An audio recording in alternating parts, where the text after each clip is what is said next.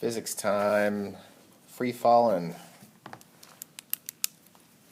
All right, let's do these odd numbered problems. By my calculations, there should be 5 of them. See how it goes.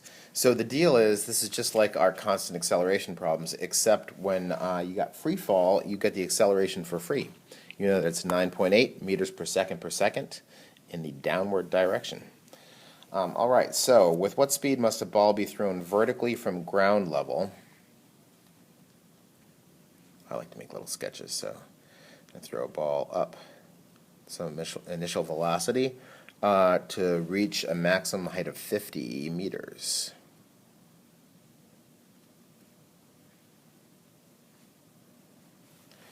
And then just stuff about that.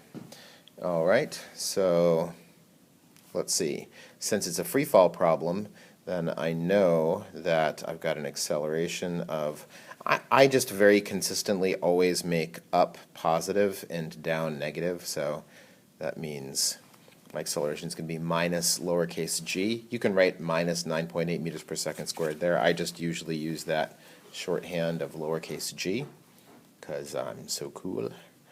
I don't know what the initial velocity is. I'd like to find that out for this part A. I do know that if it's going to peak after going up 50 meters, that the turnaround point is where the final velocity is 0. So that looks like the suite of information that I need. Let's see what equation relates these things. This looks like a VF squared is equal to VI squared 2A delta Y. I'm making this a Y because it's going up and down. So 0 equals VI squared minus 2G 50. So it looks like my VI squared is going to be the square root of 100G. Square root of 980. That's about, already did that square rooting, it's about 31 meters per second. And for part B, how long will it be in the air? So that's the time. You could do the ones, let's see, now that I have the initial velocity, it's really wide open for finding that time. The easiest one, maybe, to use is that VF is equal to VI plus AT. Sorry, I usually write those the other way around, so it looks like MX plus B. Don't know why I did it that way. I guess I was in this mode. So you can just use what we got here. So if it's going to, the other way to think about it is if it's going to reach a velocity of this, or it's going to start with a velocity of this, and it's going to have 9.8 meters per second subtracted from it every second, then it's just 31 divided by 9.8. So that is about 3.2 seconds. Nope. Hold on a sec. Oh, that's just the way up. Sorry, did they want the... I'm checking my answers. How long will it be in the air? Yes, so the time here is 3.2 seconds, and since this is going from ground back to ground, it will be symmetric there, so the total time is 6.4 seconds that it's in the air. That's the time to the peak. What do the graphs look like for this? That's a good thing to practice doing.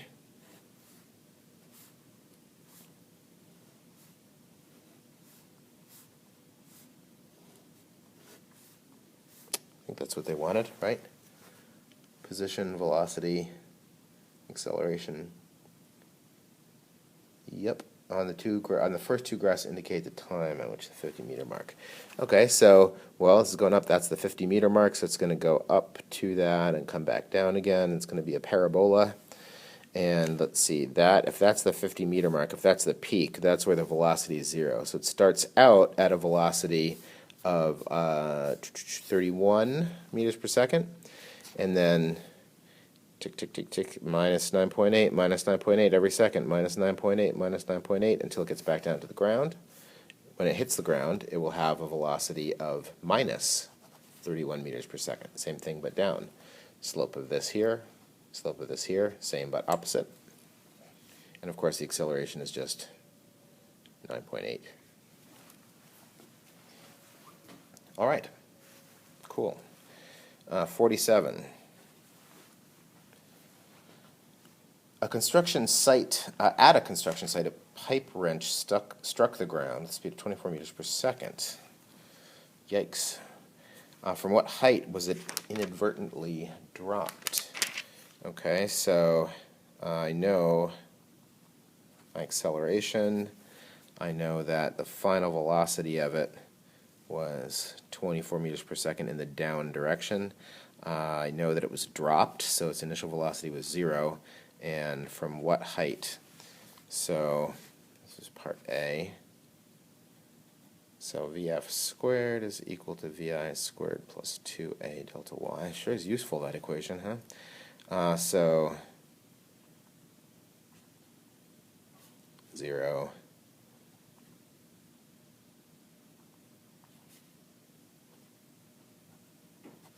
So it looks like I need to do 24 squared divided by negative 19.6.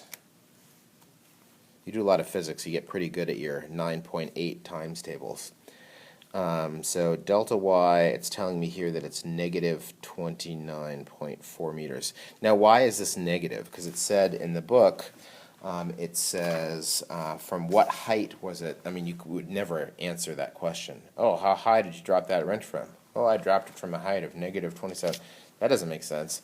So what we found here is the displacement of the wrench. And since we always, or me always, makes up positive, the displacement of the wrench was negative. But the answer to the question that the book is asking, from what height was it dropped, is not negative. It would be inappropriate to answer that with a negative sign. A height cannot be negative. Doesn't matter which way you're looking. So watch out for that. It's the same as like if somebody asks you what is the speed of, and you're paying attention to signs and doing velocity, you just have to discard that negative sign at the end. How long was it falling? So let's see, the time here, well, easiest way to do that is just the 24 divided by 9.8, right? It started with 0 velocity, subtract 9.8 until you get to that. So can you get to that? So that's 2.45 seconds. And part C, they want the graphs again. So they're real similar to these, except this one got dropped. So its initial velocity is 0, which means slope of position versus time is 0. So it's like this stuff, but only looking from here over. And started with a velocity of 0 in my velocity versus time graph, and then down like that, and of course the acceleration is just negative 9.8 all the time. All right, 49.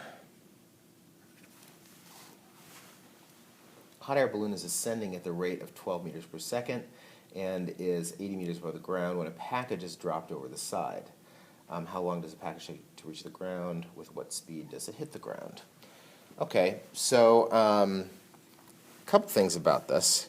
If you have a hot air balloon and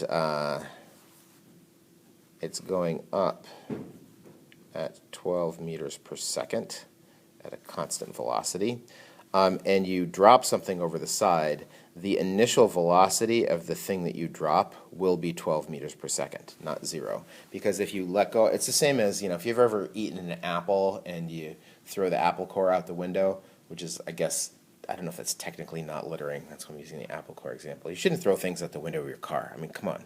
But if you did throw an apple core out the window and you're going like 45 miles an hour, then the initial forward velocity of the apple core, it's not like it goes out the window and immediately just stops. I mean, it's going to go backwards because of the air resistance on it, but when you throw it out the window, initially it has a forward velocity that's the same as the car.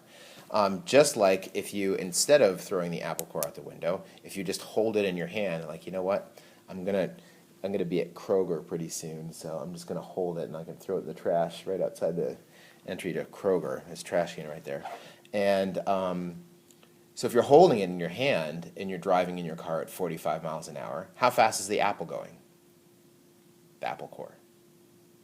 Or the apple. It's in your tummy.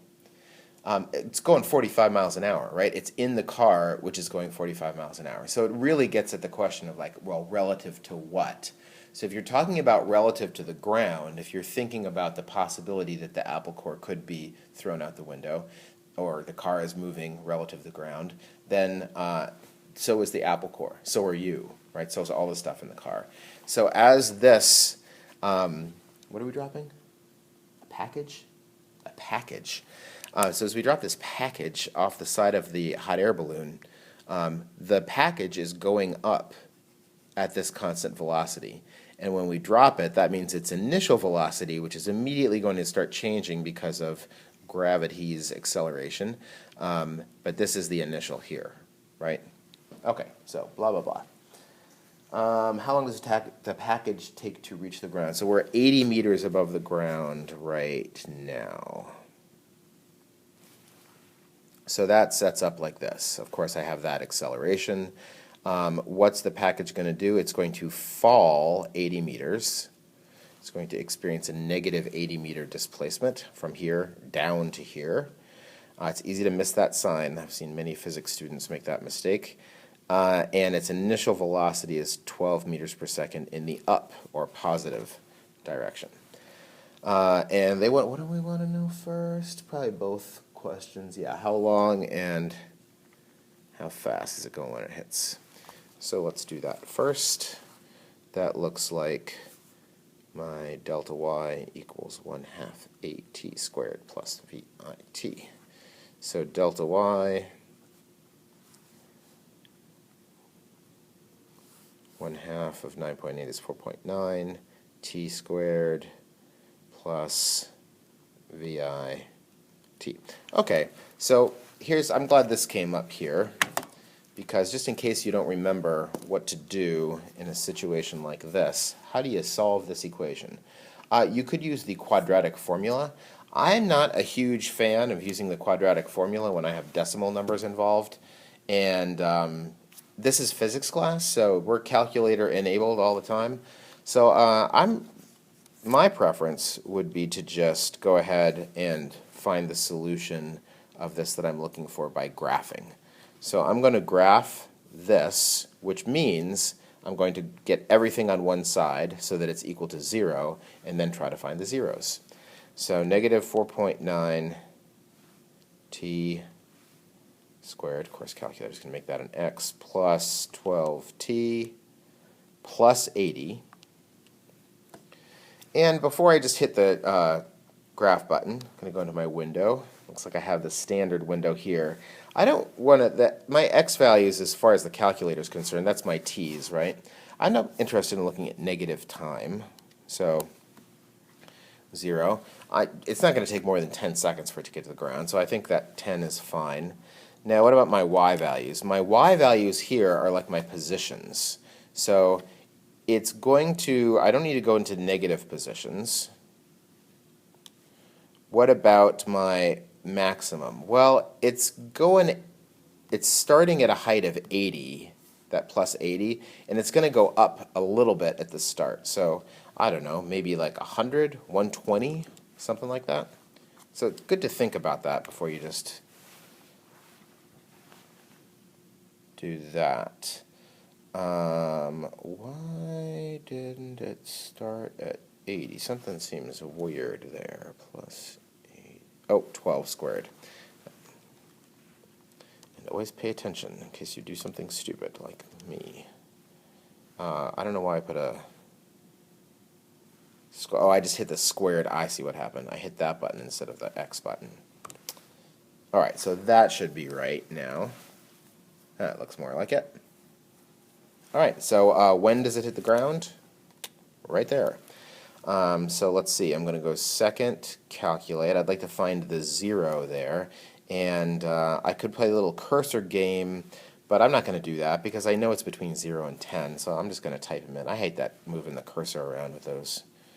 Makes me unhappy. 0, left bound, 10. It's between 0 and 10.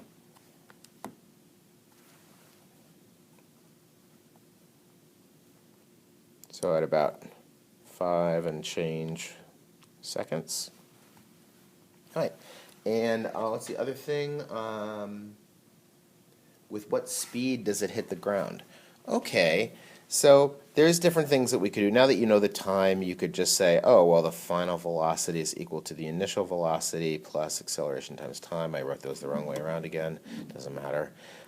So that would be initial velocity minus 9.8 times 5.45. And you could find that, of course, with your calculator. I'm going to show you something else real quick. Magic secret thing that all calculus students must know. So it did say here, how fast is it going? This is including the direction. So this is the velocity, assuming that up is positive. So how fast is it going when it hits the ground? It's going 41.4 meters per second. That's how fast it's going. Okay, but if you had this graph up, and you're like, oh, you know, if I could only find the slope of that, because I know the slope of position versus time is velocity, well, you can. Second, calculate. I can't remember if you've seen this in a calculus video yet, so if you already know this and you're like, dude, this is not any news to me. But if you didn't know that you could do this, then this might be exciting to you. So in that calculate menu that you've gone into many times, did you notice that there's a dy dx there? Huh. Like the people who made this calculator knew that someday you were going to be doing calculus. And this number 7. That's a calculus thing too. I'll tell you about that later. So dy dx, what does it do? So if I hit enter there, what it wants is for me to enter an x value. So I want to know at this time 5.45. I'm going to hit enter, and then it will tell me what the slope is. There it is. How about that? Pretty cool. All right.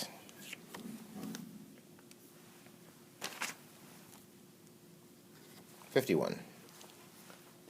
What are we going up to here? 53. 2 more. Runaway scientific balloon. Oh, so we got another balloon. Very, very similar problem. Breaks free of a harness and free falls. Figure 2 through gives a vertical velocity. Packed versus time. So I'm going to make a quick sketch of this graph. This is 2 seconds. I think that it is super important before we do anything to understand exactly what is going on with this graph. All right, so these are scaled by 2 seconds. That's up to 8 seconds there. Okay, so what's up with this graph? Well, the balloon's going up, and the instrument package, they're into packages here in this section, is attached to it, just like this problem here. So what's going on during the first 2 seconds?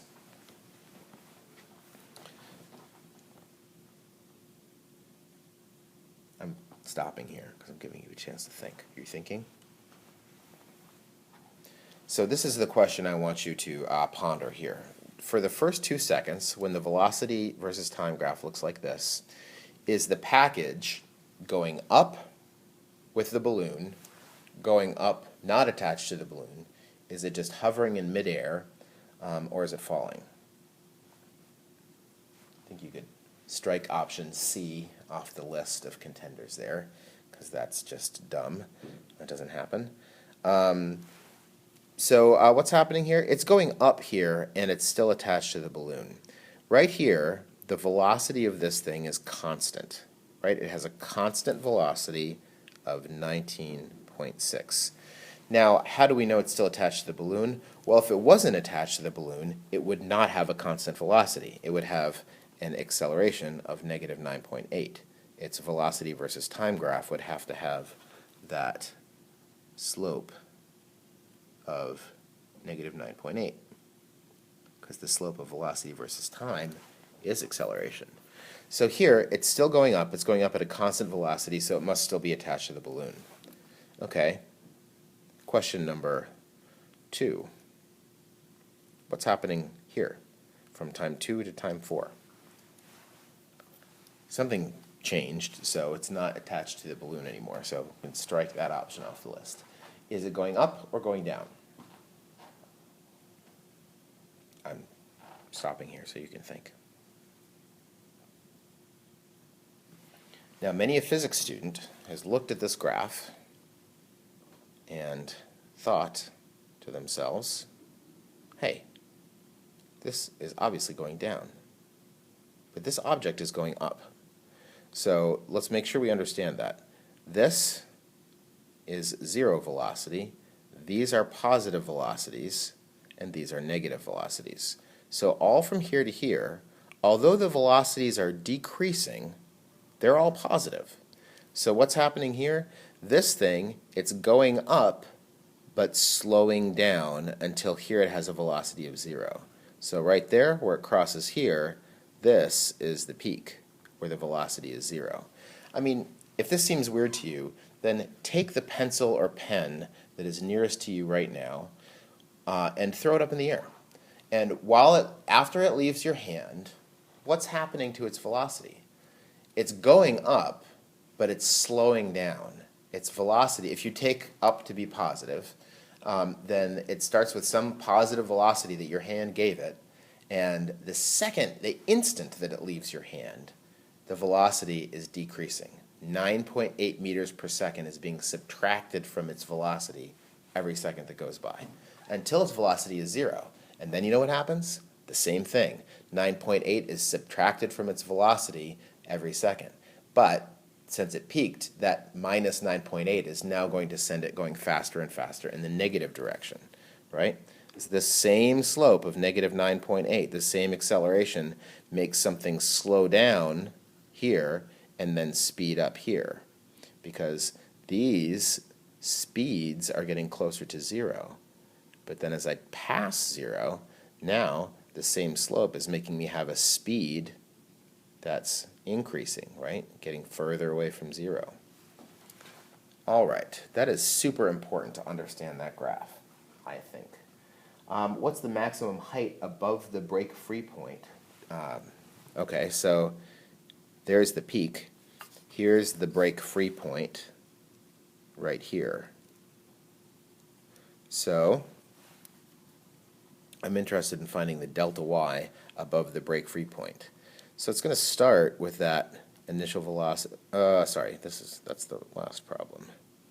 19.6 meters per second. It does it for 2 seconds. I can see that in the graph. I could also just know, this is sort of overdetermined, this one, that of course I'm subtracting 9.8 every second here. And what is the other missing piece of information? My final velocity at the peak is going to be 0. So I've got 4 out of the 5 things, and that is more than I need. So you can use whatever equation you want to find that delta y.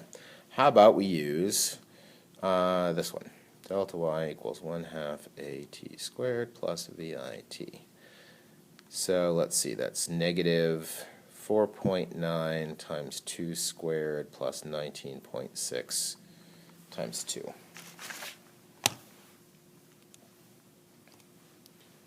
And that is 20 meters. Looking at the right one, yep.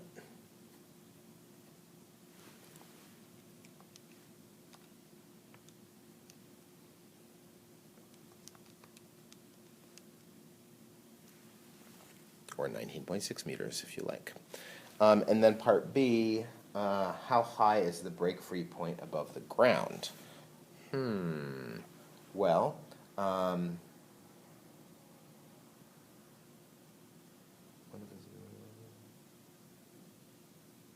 to when it reaches the ground. So they're telling us in this problem, they're saying that this is the complete graph of when it breaks free here till when it hits the ground. So I'm going to assume here that this 8 seconds, I think they're suggesting that we assume this 8 seconds here is the falling to the ground. So for part B, I have an acceleration of negative g. My initial velocity from the peak, the initial velocity is 0. Final velocity, don't know, but I don't think I need it. I know that it's falling from the peak to the ground in 4 seconds. And delta y is what we want. All right, so what relates to those? I think same equation again. Delta y is equal to 1/2 at squared plus vit. And negative 4.9 times 4 squared plus, and that's 0. So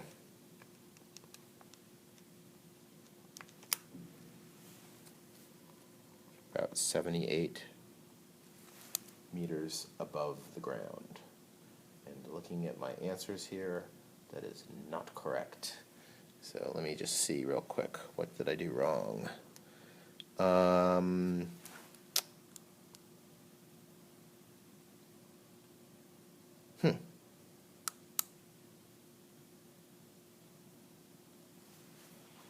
In the answer key here, they have 59 meters. How far above the break-free point? Oh, wait a minute.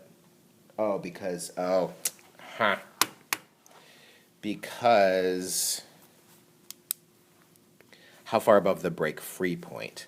So I just answered a different question. This is how far does it fall from its peak, but the break-free point was 20 meters above that. So remember, it broke free.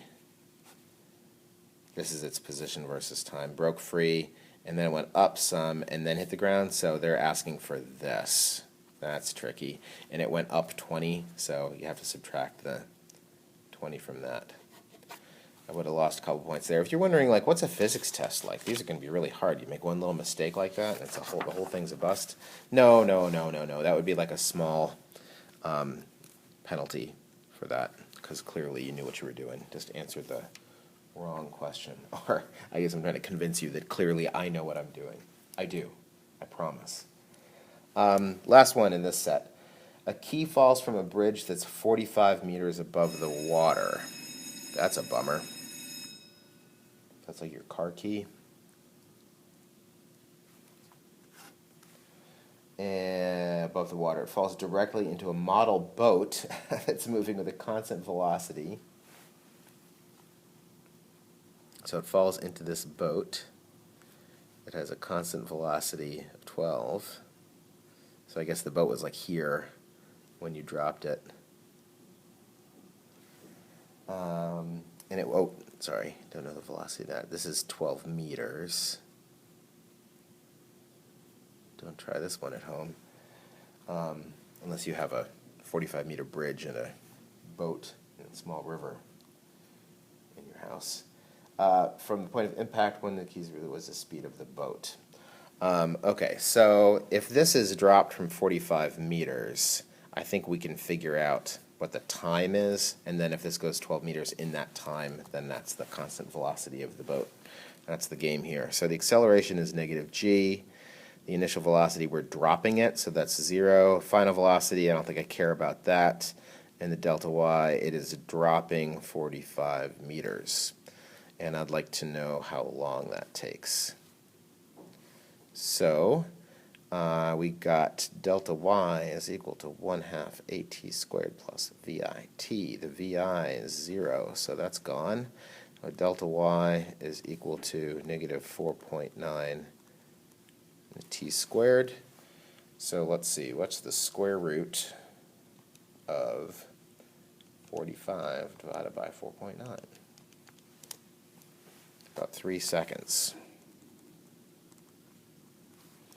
And if this boat went 12 meters, so the constant velocity of the boat is just displacement over time, and that is going to be 12 meters in 3 seconds. So constant velocity of the boat, 4 meters per second. I think I should probably say 4.0. Keep 2 sig figs there. All right.